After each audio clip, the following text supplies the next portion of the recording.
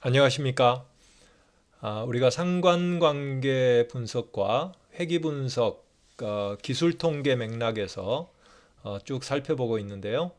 오늘은 세 번째로 회귀 분석을 통해서 제3의 변수의 영향을 어떻게 통제할 수 있는가, 이와 관련해서 다중회귀 분석을 다루도록 하겠습니다. 어, 지난 시간에 우리가 배웠던 회귀 분석에 대해서 기본 개념 간략하게 한번 다시 되새겨 보면은요. 회귀 분석이라고 하는 것은 두 변수, x 변수와 y 변수 사이에 관계를 나타내는 그러한 함수를 찾는 건데요. 만약 x와 y 격자점으로 이렇게 찍었다고 했을 때에 이 삼포도가 x와 y 사이에 관계가 있다는 걸 보여주는데, 이 삼포도가 보여주는 x와 y 사이의 관계를 가장 잘 대표할 수 있는 선 하나를 찾아라 했을 때, 그 선을 우리가 회기선이다, 최적 회기선, 최적선이다 이렇게 얘기를 했습니다. 그리고 이 선을 나타내는 함수식이 있겠죠. 그걸 우리는 회기식이다 이렇게 표현을 하고 있는데요. 만약 이 모든 점들이 이 회기선 상에 떨어져 있다면 우리는 여기에 이 햇을 붙일 필요가 없이 우리가 중고등학교 때 배웠던 1차 함수식이 될 텐데요. 그러나 통계라고 하는 것은 바로 이 모든 점들이 이 직선상에 떨어지지 않고 흩어져 있는, 이 주위로 흩어져 있는 이러한, 이게 일종의 이 오차 에러들이 있는 그러한 데이터들을 다루고 있기 때문에 이 선이 나타내는 것은 결국은 특정한 x 값을 갖는 개체들의 y 값의 평균을 나타내주는 y hat이라고 하는 것을 붙여서 이 식을 표현해주고 있습니다.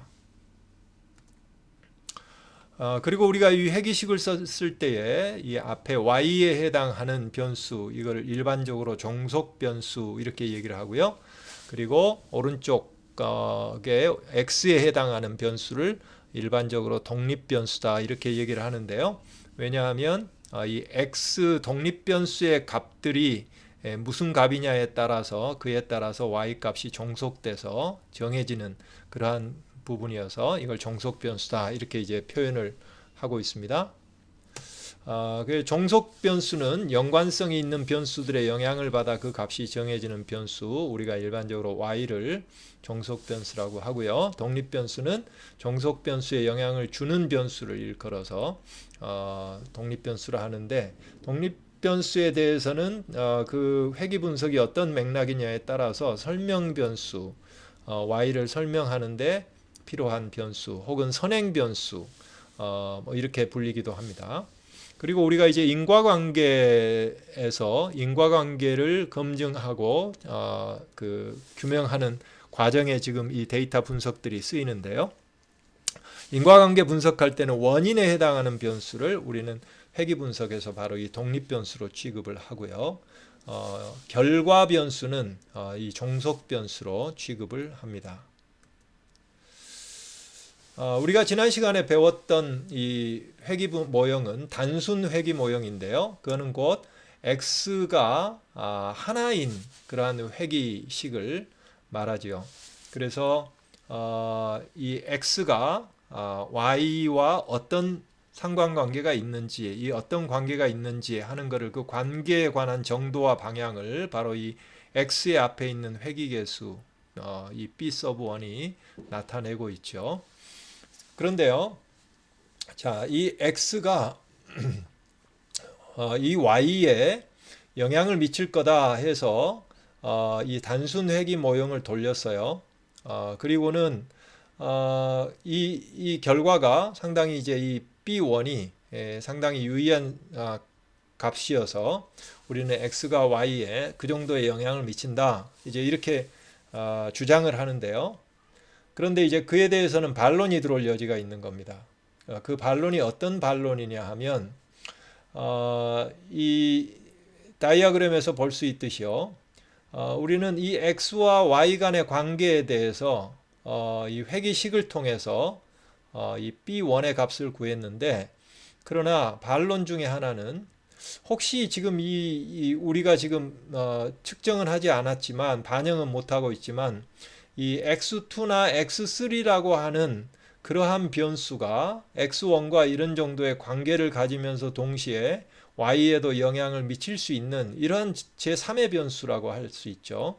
이러한 변수가 있다면 사실은 이러한 변수들이 x1과 연계성이 있는 상태에서 이 x1에 이 변수들의 효과가 반영이 돼서 y에 그 영향을 미치는 것처럼 이 b1이 사실은 이 측정하지 않은 변수들의 효과까지를 담고 있는 것 아니냐, 이제 이런 반론이 있는 거예요.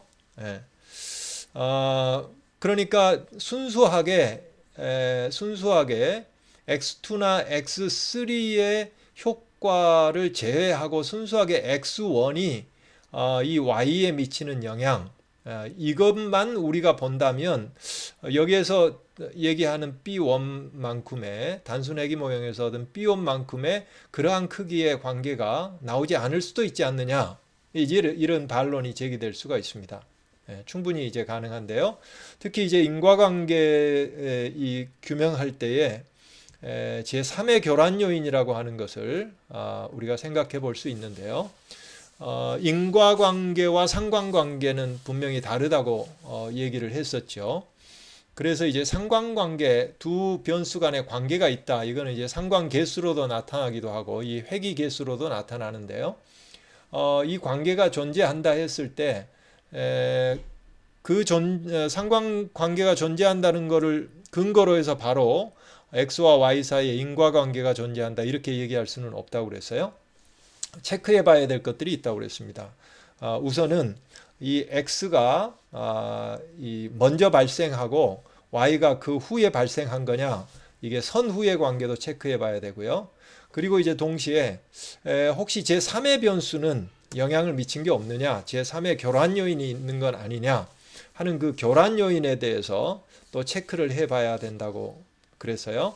그래서 바로 앞에서 얘기했던 반론은 바로 이런 제3의 교란 요인이 있는 거 아니냐, 이런 이제 얘기인 거죠. 예를 들어 보면 일반적으로 볼 때 체력이 좋은 아이들이 성적도 좋을 것이다, 이런 이제 가설을 보통 이 관찰의 근거에서 세우는데요. 보통 체력이 좋은 아이들이 성적도 좋게 보인단 말이죠. 분명히 상관관계를 구하면 상관관계가 좋게 나옵니다.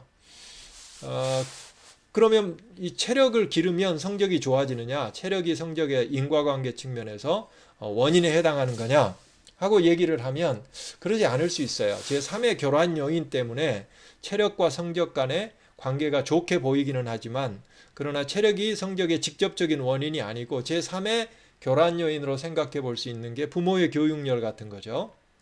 그러면 부모의 교육열이 높은 부모 같으면 아이가 규칙적으로 운동하도록 지도해서 체력도 좋아질 거고요. 또한 아이들이 규칙적으로 공부하도록 지도함으로 해서 성적도 좋아진단 말이죠. 이러니까 두 개가 동시에 성적도 좋아지고 체력도 좋아지니까 성적과 체력 사이에 상관관계가 이제 높게 나오죠. 그러나 그것은 왜 그런 관계가 나오느냐 했을 때 제3의 요인이 이 자리 잡고 있는 거죠. 부모 교육열이라고 하는 게. 그러니까 부모 교육열이 뭔가 이렇게 좀 동일한 조건에 하에서 아이들의 체력과 성적 간의 관계를 보면 모르지만, 그렇지 않고 부모의 교육열이 차이가 있는 상태에서 체력과 성적 간의 관계를 보면 상관계수로는 높게 나올 수 있다. 그러나 인과관계로 규정할 수는 없다, 이런 거죠. 약간 좀 더 이제 좀 고도의 그러한 그 제3의 교란 요인 사례 같은 경우에는 최저임금 인상이 고용을 감소시킬 것이다, 이제 이런 가설이 있는데요. 이런 가설 같은 경우에도 바로 이 현상적으로 보면 그렇게 보여요.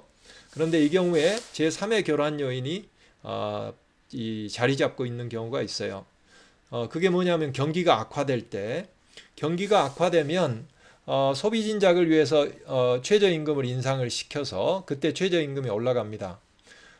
그런데 경기가 악화되면 동시에 노동 수요를 감소시켜요. 생산을 줄일 테니까요.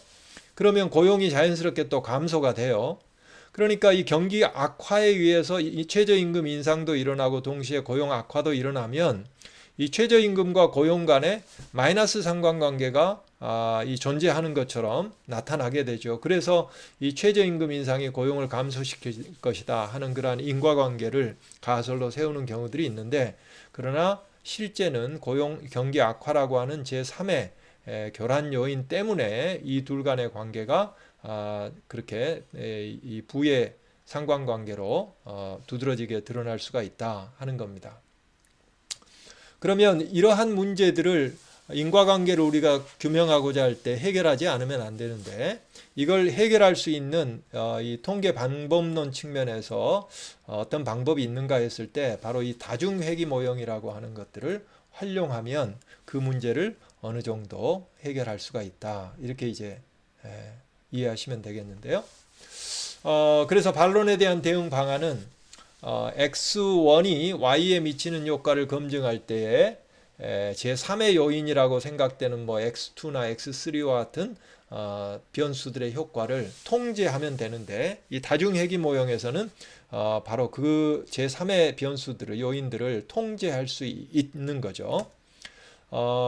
이 다이어그램 형태로 보면 이런 개념인 거예요. 자, 이제는 직접적으로 아까는 단순회귀 모형에서는 이 X1과 Y와의 그 단순 회귀 모형만 돌렸어요. 회귀식에서 X1만 포함하고 있는 회귀식을 돌렸는데요. 이번에는 X2와 X3, 아까 반론에서 제기될 만한 그러한 X2와 X3가 존재한다면 그것도 측정해서 바로 이 회귀 모형에 그 변수들을 추가를 하는 겁니다. 이렇게 추가를 해요. 이게 이제 이걸 추가를 하게 되면 바로 이 X2와 X3의 효과를 통제하는 그러한 이 효과가 발생을 하거든요. 그래서 뒤에 이제 좀 더 설명을 드리겠습니다만은, 그래서 우리가 이러한 다중회귀 모형을 돌리게 되면 x가 여러 개, 이 오른쪽에 x가 복수의 x들이 여기에 회귀 모형에 들어가는 겁니다. 그런데 우리가 이제 보고자 하는 것은 이 x1과 y 간의 관계가 주요 관심사항이에요. 관심사인데 이 x1과 y 사이의 관계를 보여주는 이 회귀 개수, 이 값이 약간 편향돼 있다는 거죠. 이걸 통제 안 할 경우에는 x2나 x3나 뭐 다른 제3의 요인을 통제 안 하면 이것들의 효과가 어느 정도 여기에 섞여 들어가서 B1이 좀 이 다른 값을 갖게 보인다는 거죠. 그랬을 때 논리적으로 충분히 그럴 만한 제3의 요인들을 x들을 측정을 해서 이렇게 포함을 시켜주는데, 이러한 변수들을 이 통제 변수다 이렇게 얘기를 합니다. 일반적으로는 이 오른쪽에 있는 x들을 우리는 독립 변수다 이렇게 이제 얘기를 하는데요. 그 중에서도 주 설명 변수가 있고 그 다음에 이제 나머지들은 통제해주는 통제 변수 역할을 하게 된다 이렇게 볼 수가 있습니다. 그래서 바로 이 제3의 교란 요인을 측정해서 다중회귀 모형에 포함시킴으로써 그것의 효과를 통제할 수 있다는 점이 인과관계를 검증할 때 회귀 분석이 상관관계 분석보다 훨씬 더 유용한 점 중에 하나예요. 상관관계 분석에서는 물론 이제 편상관관계라고 하는 그게 있습니다만은 이 회귀 분석을 사용하면 아주 간단하게 그러한 제3의 요인들을 측정해서 회귀 모형에 포함시킴으로써 그 요인들의 효과를 통제해 줄 수가 있기 때문에 훨씬 유용하다 이렇게 이제 볼 수가 있습니다. 정리하면 통제 변수를 추가해 주는 이유는 주 설명 변수 x1이 종속 변수 y에 미치는 효과를 검증할 때 x1과 일정한 상관관계를 가지면서 동시에 y에도 영향을 미칠 것으로 판단되는 제3의 변수들을 회귀 모형에 포함시키면 그 변수들의 y에 대한 효과를 배제한 상태, 통제한 상태에서 주 설명 변수 x1이 y에 미치는 한계 효과를 추출할 수 있기 때문에 그렇습니다.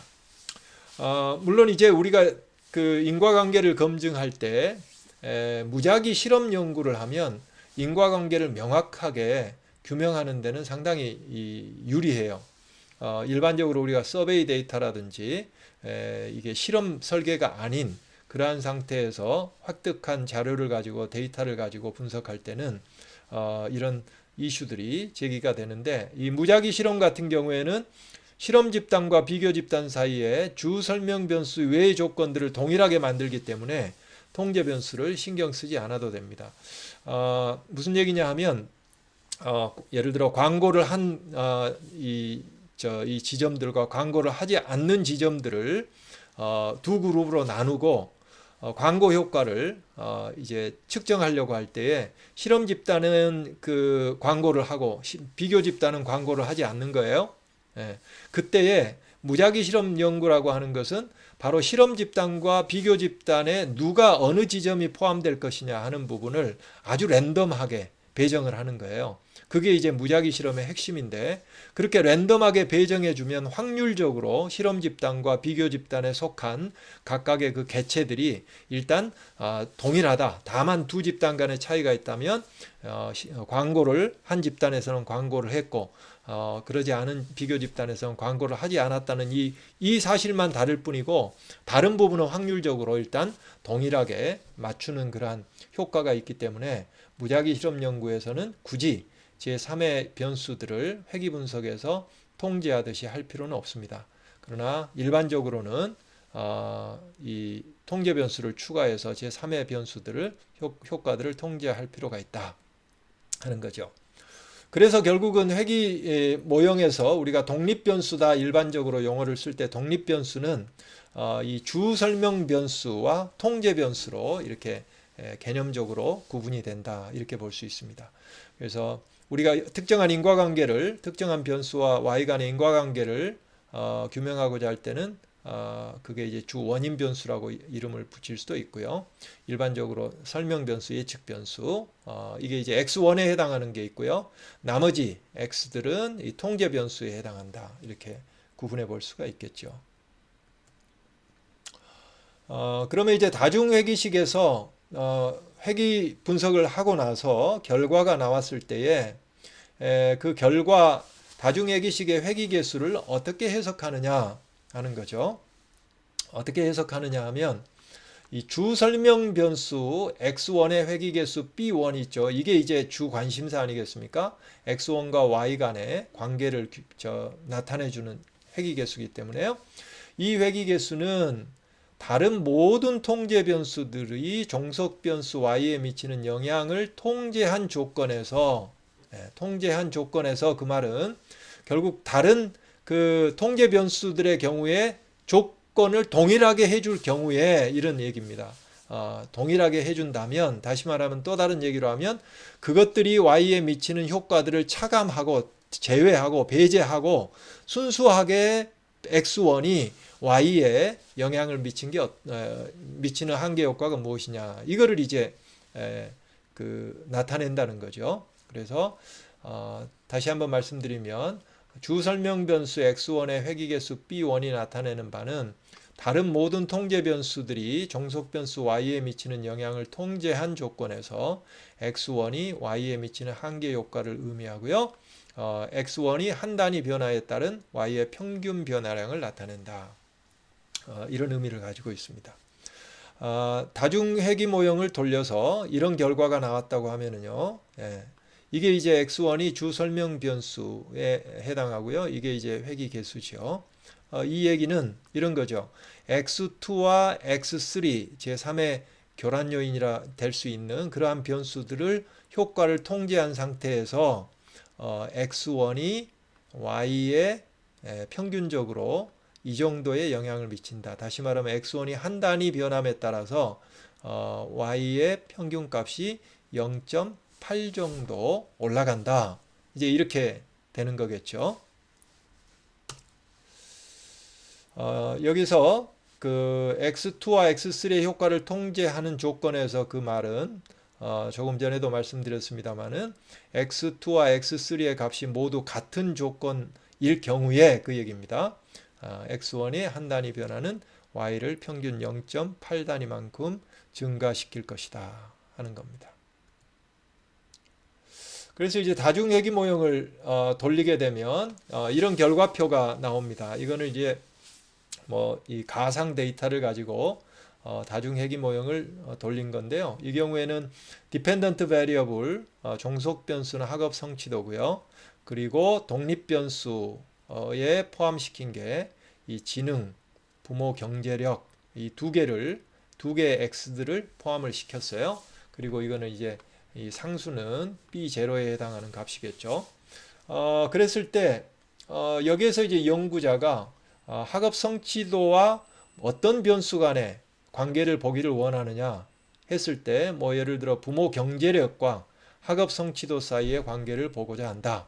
그랬을 때에 그렇다면 부모 경제력만 회귀식에 포함시키고 단순 회귀 모형을 돌렸을 때와 실제 부모 경제력 속에 들어있는 그 효과가 그 속에는 뭐 부모의 지능이 자녀에게 어느 정도 영향을 미치고 그 지능이라고 하는 부분도 학업 성취도에 영향을 미치는 부분이 그 속에 포함될 수 있으니 지능이라고 하는 그 효과를 통제해야 된다. 그랬을 때 이제 이 지능이라고 하는 걸 통제 변수로 집어넣어주게 되는 거죠. 그래서 이 독립 변수 중에 어떠한 변수가 주 설명 변수인가는 결국은 연구자가 관심을 가지고 있는 그 변수가 주 설명 변수고요. 나머지는 통제 변수로 취급하시면 된다. 이런 얘기입니다. 자, 정리해 봅니다. 회귀 분석을 통해서 제3의 변수, 제3의 교란 요인의 효과를 통제할 수 있는 방법 중 하나가 주 설명 변수만 포함한 회귀 모형에 통제 변수들을 추가한 다중 회귀 모형을 돌리는 것임을 이해를 했습니다. 다시 말씀드리지만 일반적으로 상관계수가 인과관계를 나타낼 수 없다.